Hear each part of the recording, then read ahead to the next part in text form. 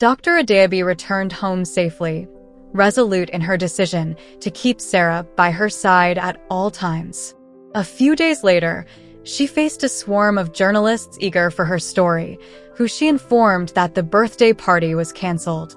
During the interviews, she disclosed her knowledge of those behind the attack, but admitted she was unsure who the mole within her team was.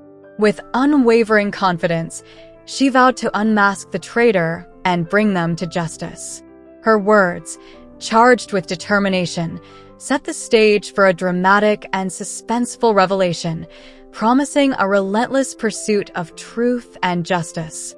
Whitaker John, a prominent sponsor of Dr. Adaobi, made an unexpected visit, hoping to persuade her to reconsider her relentless battle against the vowed.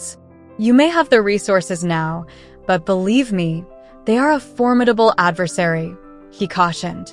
"Says the man who supposedly has my best interests at heart, or perhaps his own," Dr. Adaobi retorted sharply. "Mr. Whitaker, have you ever endured the agony of childbirth? Have you carried a child within you only to be cast aside? If you haven't experienced these pains, don't presume to advise me to abandon my quest for my son," she declared with fervent intensity. Realizing he couldn't sway her, Whitaker resorted to threats, vowing to withdraw his sponsorship of her organization. Unfazed, Dr. Adaobi calmly instructed her security team to escort him off the premises. Her resolve to reunite with her son burned stronger than ever, undeterred by the mounting challenges and opposition. Dr. Adaobi rested her head on Auntie Moami's lap, tears streaming down her cheeks as she mourned the loss of her sponsors, who had succumbed to fear of the vowed. Auntie Moami gently stroked her hair, whispering words of solace. "The God who has brought you this far will not abandon you now, my dear. Keep praying, even when it feels like you have no strength left. He will help you reunite with your son." Adaobi felt a flicker of hope ignite within her as Auntie Moami's words took hold. Finding renewed strength in her faith, she resolved to persevere.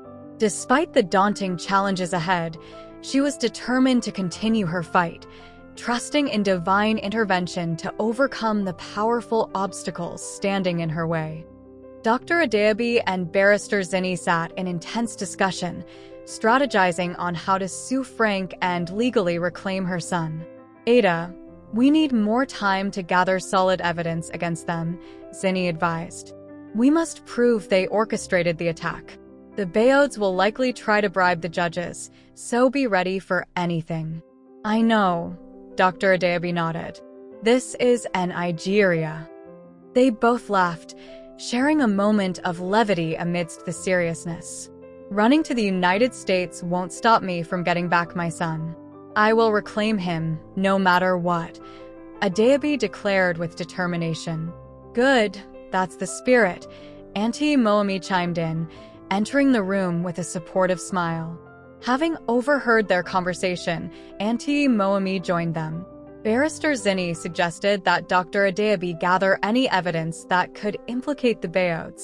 Just then, Adaobi received a phone call informing her that Frank, his wife, and her son had just arrived in Nigeria.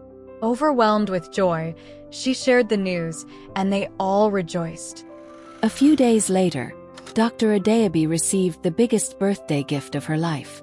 Frank, his wife Lillian, and Nelson, her son, paid her a surprise visit. She instructed her security to let them in. Overjoyed, she ran to Nelson, hugging him passionately as tears streamed down her face. "We had to tell him the truth about his biological mother. He couldn't stop asking questions," Lillian explained. The room filled with an overwhelming sense of reconciliation and hope, marking the beginning of a new chapter for Dr. Adaobi and her beloved son.